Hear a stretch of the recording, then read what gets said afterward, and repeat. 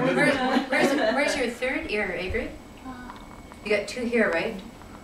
That listen to the sound, that listen to the words, that hear the words, interpret it through the brain. But there's another very important ear, and that ear is in here. It's in your heart. Oh. Yeah, right on. You got it. He's good. He's good. I'm asking the question, so it's okay. Oh, okay. So the heart hears the feelings in the story. The heart hears the meaning of the story. And the heart interprets. Every one of us here will have a different interpretation. That's the beauty of these native stories, is that every ear, every set of ears that hears it, every heart that hears it, will have a different interpretation. That's beautiful to me. And when I go to the schools, I think the children really love it, because I'm probably the only teacher that doesn't give them a big, "You're wrong." And when I can go to the class and say, every one of you here are right. Every one of you here are correct. So you'll hear the story through your own worldview. Doesn't matter what nationality you come from, doesn't matter what part of the world you come from. Everybody is able to respond to this story, except the dog who's fast asleep. So if I can just give you a little bit of intro about where this story takes place. The story takes place probably in the Stewart Valley, or the Nacho Nayak Dan. That's our land in the Yukon, which is about in the heart of the Yukon. It's northeast, and it's in this beautiful valley. And the people there, of course, used to travel by dog team.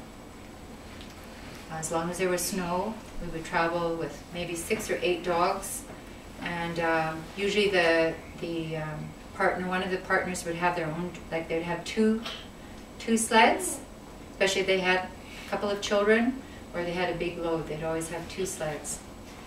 And so that's what the story is about these people crossing the country in the late spring. And in the late spring, where I'm from, the snow melts and it gets pretty messy.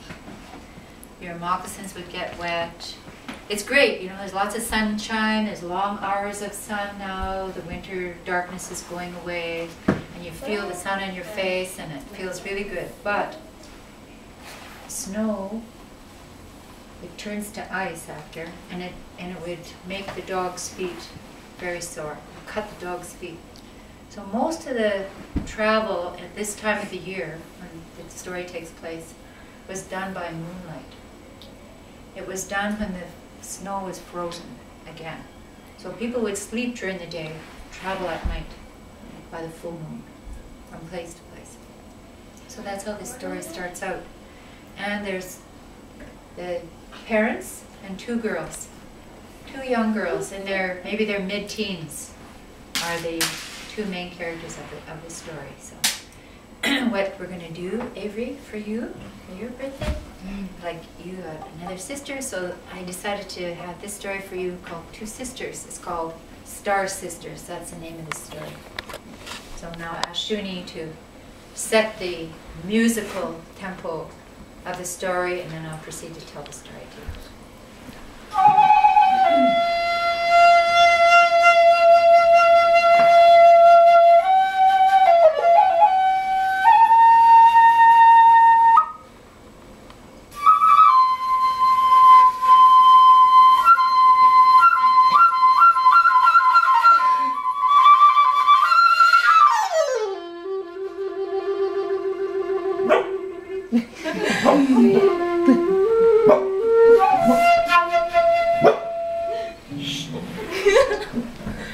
One storyteller at a time.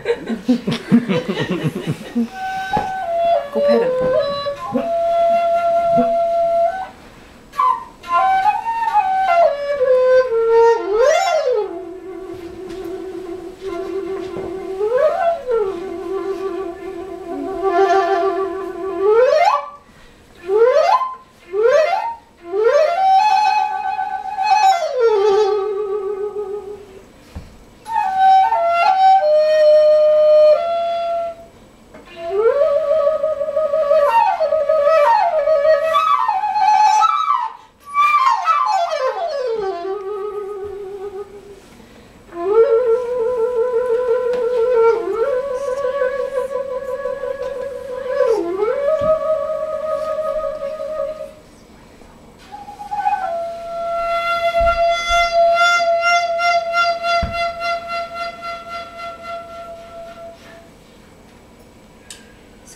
started traveling most of the night in the toboggan. You look up at the sky and there's billions of stars against the black sky. Billions of stars that night. And those two sisters are so bowled over by how beautiful it is up there that they can't wait for their father to stop the sled and make camp. And he was getting pretty tired, so he said, okay, we're going to make camp over here. We're going to camp beside this hill so it'll protect us from the wind. So they got their dogs all fed, they undid all their dogs, tied them up, fed them, gave them water, made a little campfire, made a little lean-to where they're going to sleep. And they had something to eat. Fried marshmallows? And they said to their mom, they looked up at the sky and they saw all of those stars. And they asked their mother, Mom, can we sleep up on the hill? Is it okay if we sleep up on the hill? We want to get closer to the stars. And the mother said, no, I don't think that's a good thing. It's dangerous. And I have to take very good care of you because you're girl children. And girl children are very important to the family. And the little girl said, please, Mommy, please, it looks so nice. We want to go there. And so the mother said, ask your dad. So they went over and asked their dad. Please, Daddy, can we sleep up there? We want to be closer to the stars. I bet when you were a young man, you used to sleep under the stars. He said, but I'm a boy, I'm a man. Please, Daddy. And he thought about it. He thought, well, there was the two girls together. He said, you have to take a dog and tie the dog close to your little bedding there, your little lean-to, which I'll make for you. And the dog will warn of danger, because I will never be able to live with